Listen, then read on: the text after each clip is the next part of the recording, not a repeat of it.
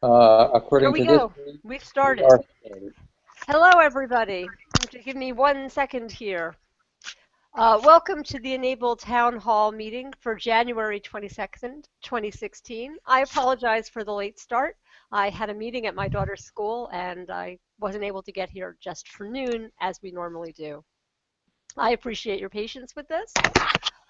Town Hall is a weekly Google Hangout on Air where team leads and community members are able to update the community on what's been happening and what they've been doing. I'm Justine Diamond, your host for this week's meeting. Please remember that you can ask questions to any of our speakers through the Q&A feature inherent to Google's Hangout on Air. You'll find the Q&A at the upper right-hand corner of your screen if you just click on that little grid of 9 boxes.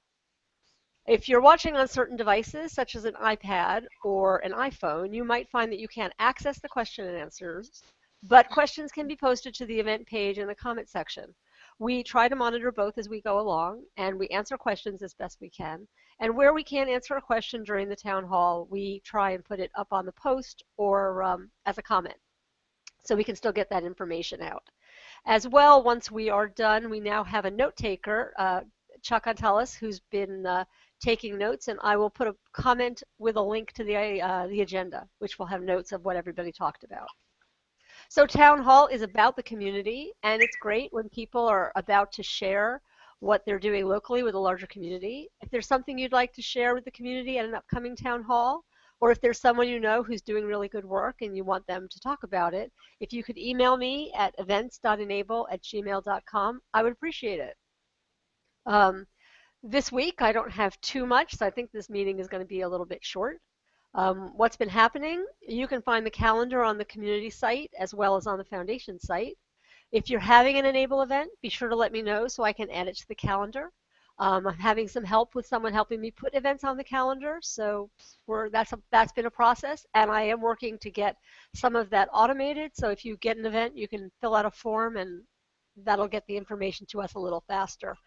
You should expect some information about that in the next week or so. If you're interested in being at an event or at a maker fair and would like some assistance in getting that organized, that's another reason to get in touch. I talked last week about the facilitator guide. I'm still putting some final touches on that. And that's basically just an online resource that goes through different things you can do to set up a table, things that can help, that kind of thing. I don't have much for today other than to say that I'm very excited about some additional resources that we're in the process of putting together that will help people in all sorts of areas. And those will be on the foundation website relatively soon. I'd like to start out with, we've lost Andreas again. Andreas will be here and we've got another guest coming, I hope, as well. But for right now, why don't we start with John Schul. John, are you ready? I am ready, yes. So, for what it's worth, the last week we redid our entire lab, which you can see here, sort of. And it was also the first real day on the job for Jade Myers, who you see here. Hi, Jade. And we had Upworthy. Oh, and there's Skip. Hi, Skip. Somewhere. There you go. We had Upworthy.com and a film crew here, all of which sounds fairly prosaic, except that the lab was an empty room 48 hours ago. We had to unpack it, set it up, get a printer working, do interviews, and show another day in the life. This was the same crew that had just the day before been with Melina and Ethan in Opelika, Alabama, and so that's been a big part of our week. Also, there was we're working on these Autodesk student fellowships, some announcements about which are imminent, and we're beginning to plan for future events. Until 4 o'clock this morning, I thought I was about to get on a plane to Dubai, but that's not happening. It's the beginning of the next day of the rest of our lives here in Rochester, New York. That's my report. Okay, thank you very much. It is good to see both Skip and Jade. We are here in the process of putting together a Team Unlimited arm, which will be shipped up to you for your lab. So we are very excited about that, and I will post pictures to the community. We got help from Drew and Steven to work out the sizing, so we are sending an arm up so that Lucy can test it out. Lucy is for a young age, is a very experienced arm tester, and we are very excited to see what she thinks about the arm, how it works for her, and what needs to be done. So weather depending, we may be shipping that this weekend or on Monday or Tuesday. You should have it with you up at the lab sometime next week, and I hope that by the next town hall or the town hall after that, we can get an update on that. You bet. Thanks so much. Andreas is still not back with us. Let me see if we have any comments or questions and answer Q&A. Okay, we do have some. So let me go through those. We start out with Albrecht Marganoni, who says that he'd like how to take part in the discussions or talks with the town hall. You can take part by asking questions the way you are. If you'd like to be in the town hall because you have something to talk about or present, if you could email me at events.enable@gmail.com, I can work that out with you. The next question is, what is the status of the Phoenix arm, from Magai Whitaker? The Phoenix is a hand. It is currently available to print. The files are in a Dropbox file. I recently put up a link with, it's got a traditionally printed gauntlet, but several people in the community have done thermoformed gauntlets for it, which I highly recommend because thermoformed gauntlets print faster, they use less filament, and they're stronger because of the way the filament is laid down. The next question is from Yidi Fang. I'm a member from UCSD 3D prosthetic team, and we wish to join the conversation to show you our progress. I don't know if I can get you added to this conversation. I can see, but if you send me an email, we can definitely get you guys on for next week. We have, yes? You mentioned that the Phoenix arm was in a Dropbox, but you didn't say where people could find it. I'm pointing out that our new website includes a section called Designs. You'll find the Phoenix hand there, and you can find the printable files just that simply. Yes, in fact, thank you. Lots of good information on the new website, and we're still seeking feedback on it. Now yes. Back to just... And just now, we haven't added the information on the other gauntlets, but we will be. But that information is in the community. There's not a Phoenix arm, but the arm that Drew and Steven, the Team Unlimited arm, actually uses a Phoenix at the end of it.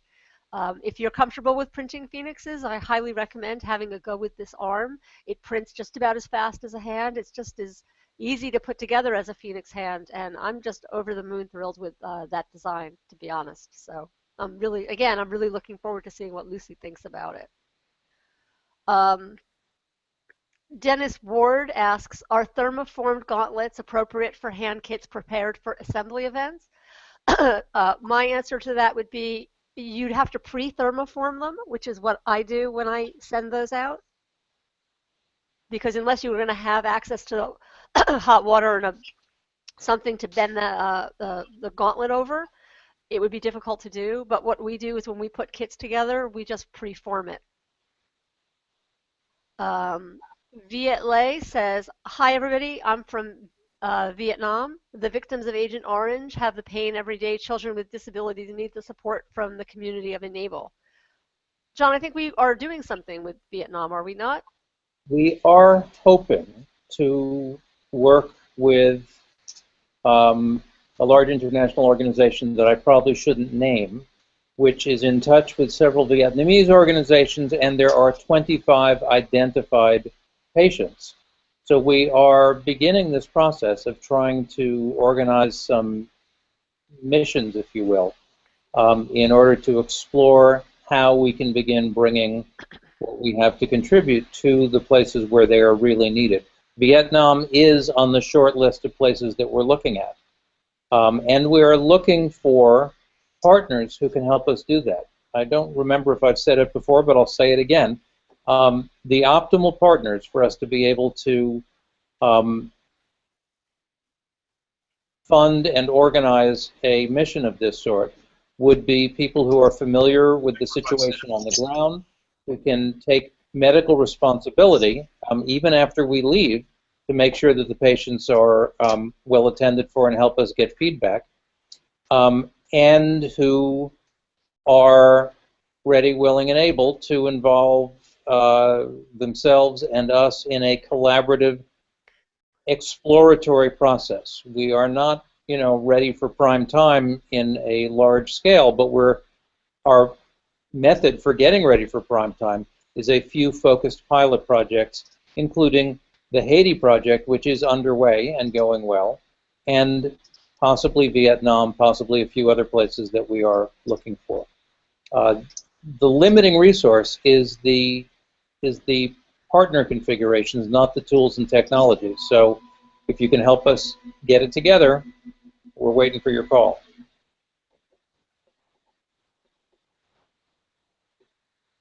Okay, thank you very much. And I see Andreas has been able to join us, and hopefully we'll be able to hear him. So Andreas, I'm going to try and pass this over to you. Oh dear. We can't hear you. Shalom Ormsby. Shalom, shalom.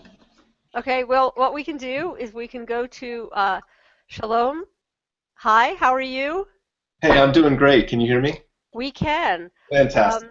All right. Because I was expecting Andreas to do the introduction for you, I apologize that I am completely unprepared to introduce you.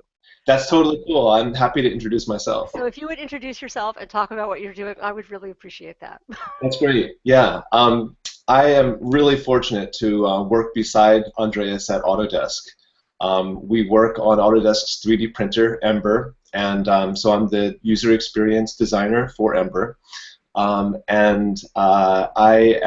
been really inspired by the work that e-NABLE's been doing, and have really been wanting to get involved for quite a while, and join the cause. And recently, the cause chose me because I had my son was born with a limb difference. So he was born 6 weeks ago today, and it was a tremendous surprise, and it didn't take long for me to realize that there was something just so perfect about my wife and I being chosen to have this beautiful child with a limb difference. And I work at Autodesk, where we're doing where there's so many, where Andreas and so many people are doing such amazing work researching and developing tools for people who need a helping hand.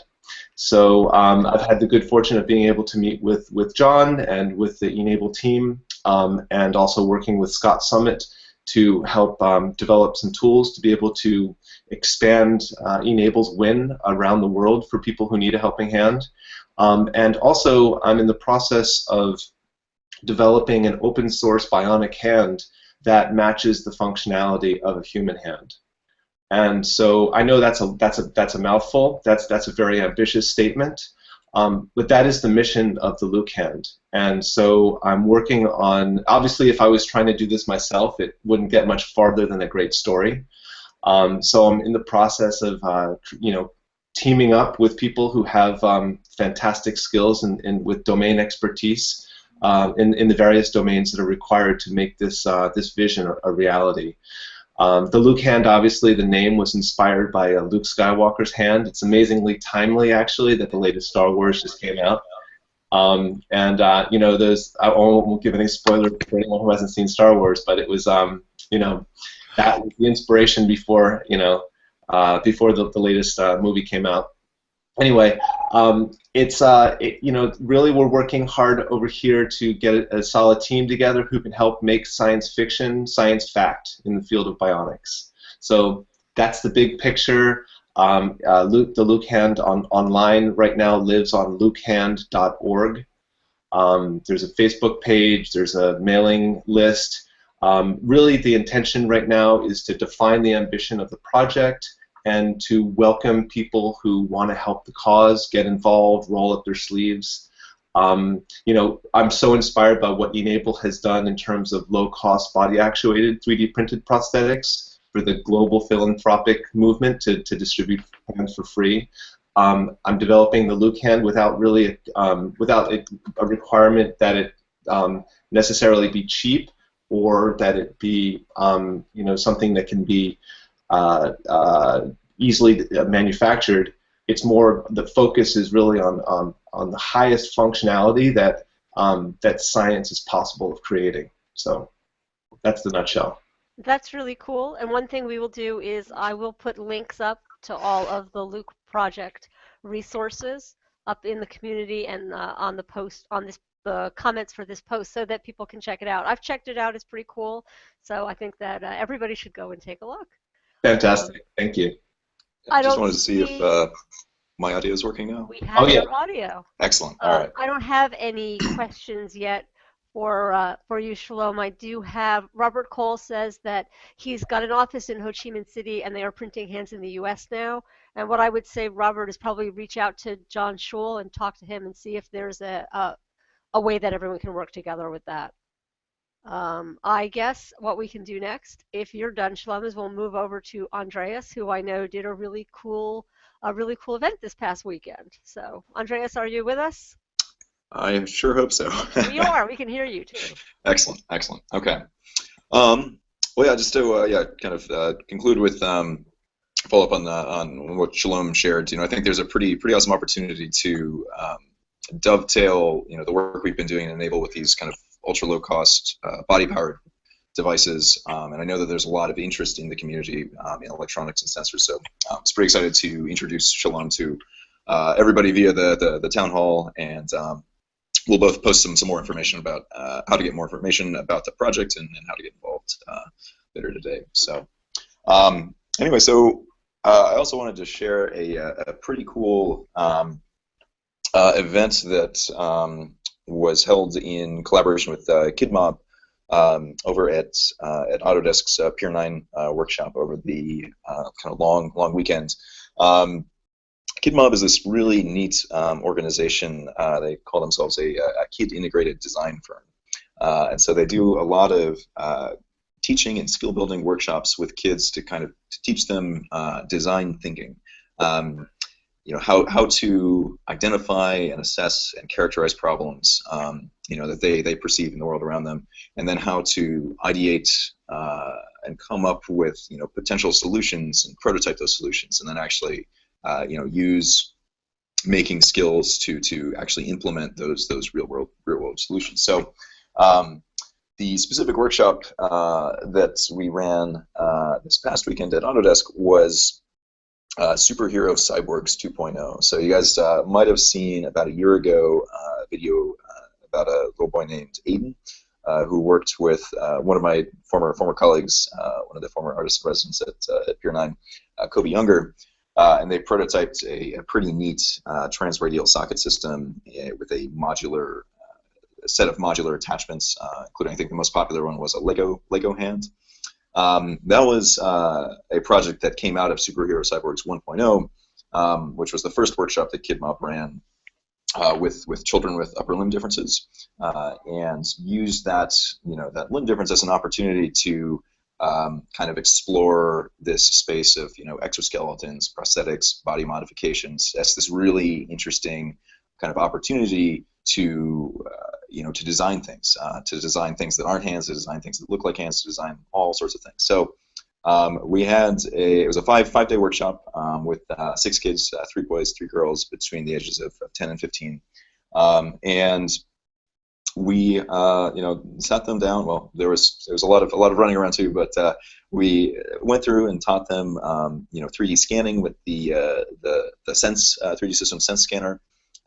We scanned plaster casts of their hands and took those 3D scans, brought them into Fusion, and made these actually pretty nice splints or braces using some of the workflows in Fusion. So that's something that I've always been interested in, but you know, this is kind of the first time that I saw it run to completion, and was actually pretty impressed with the results. And it was definitely, you know, a kind of a very promising, you know, execution of this workflow. So I'd love to share some more about that in particular.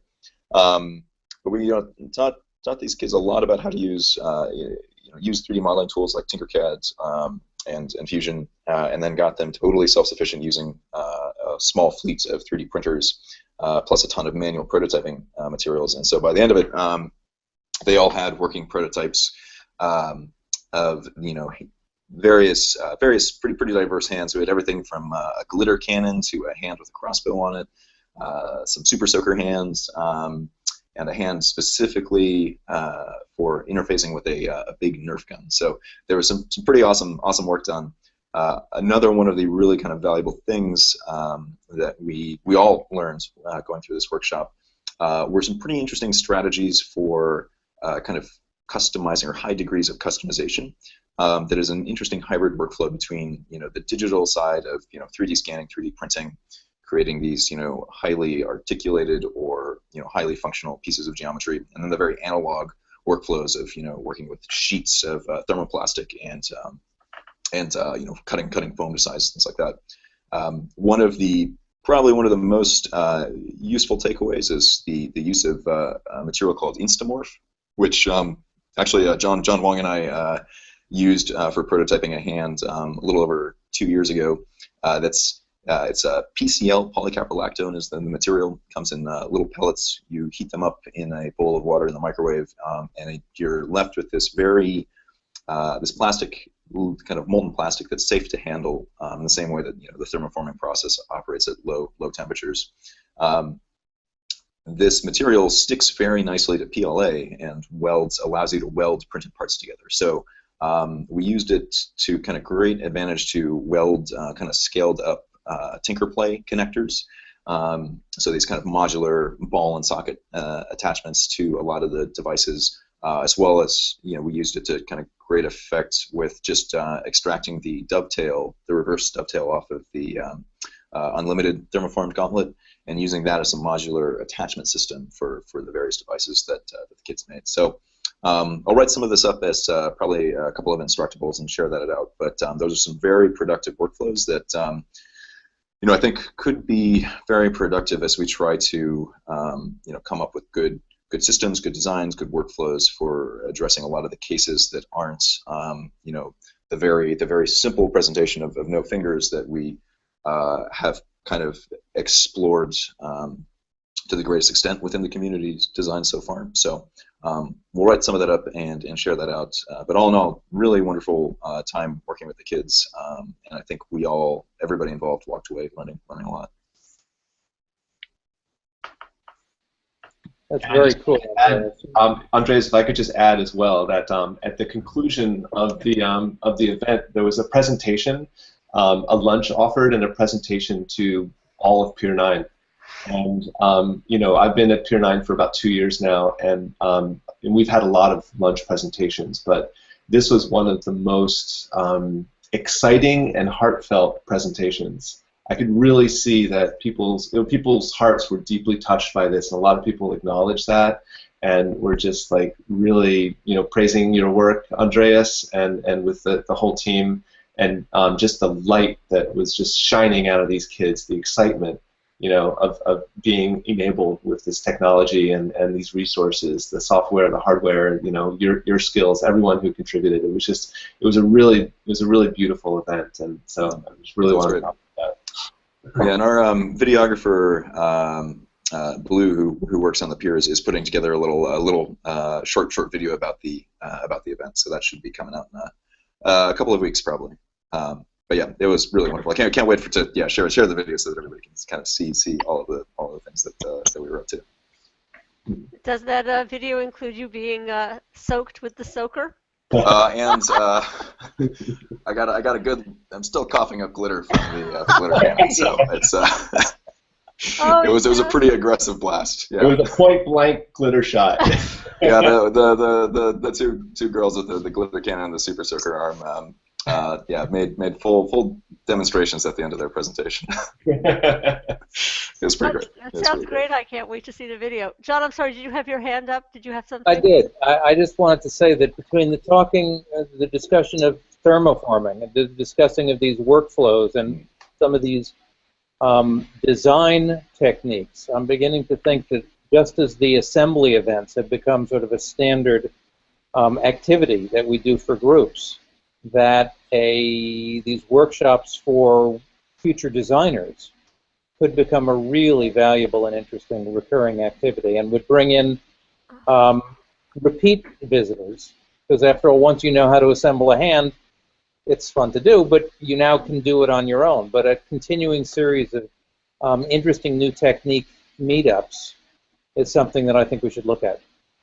Yeah, I agree. I mean, a lot of you probably saw I posted a very long letter in the community a couple of weeks ago, kind of making the case for the value of design, because I think that ultimately 3D printing is about design. The machines are these physical metaphors for where value in material comes from. It comes, unstructured plastic goes in, structured plastic value comes out. And what changed is, that was compiled into a designed object. That's where a huge amount of value comes from, certainly in what we do. And I think that it's challenging.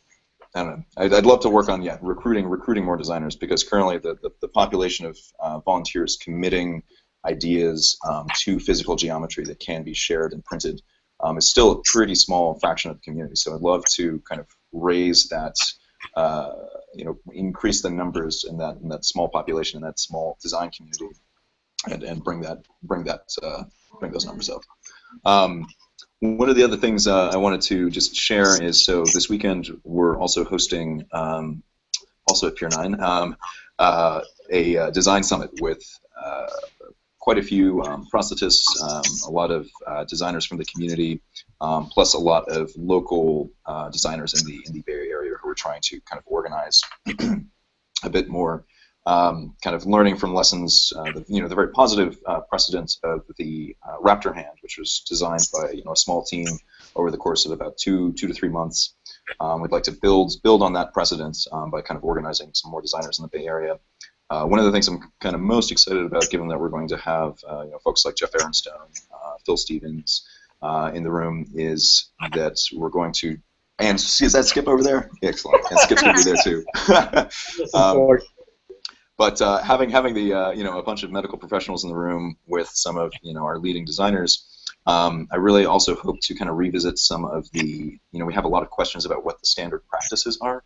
So I'd love to kind of, I think one of the sessions that we're going to have on Sunday afternoon is kind of go through our standard practices, reevaluate which foams we use, reevaluate sizing protocols, reevaluate what the kind of standard, standard and recommended procedures and designs are, so that we can kind of get some updated information about that, and not only get updated information, but have well-informed people, or some of the most qualified people to make those calls, get that medical assessment kind of baked into that recommendation. So excited about that. It's very exciting. We have another question, which is Afsoon from last week, who says he finally managed to put together a PPT file on an arm with an elbow based on a doll. If I remember correctly, that was a Barbie doll based thing we were talking about. He said, I, however, did not write down the email, and I was wondering which address I should send it to. Does anybody where would be the best place to send that to? Probably send it to me, and I will get it to where it needs to be. So that would be to events.enable@gmail.com. And from there, I will make sure the person who needs to get that, I'll go back through the notes from last week and find out where it should go. It also sounds like something that would make a great post to the community. Indeed, indeed. We seem to have gone through our questions. Does anybody on our panel have anything else to say for today?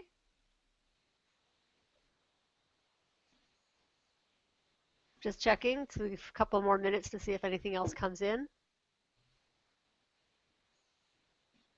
Um, I think we are pretty good. Um, that will wrap us up for today. We're a little early, but I hope everyone has a good weekend. And if you are on the East Coast, I hope you stay out of the snow. And I am looking forward to hearing about the Design Summit next week. And until then, everybody, we'll see you next week and happy printing.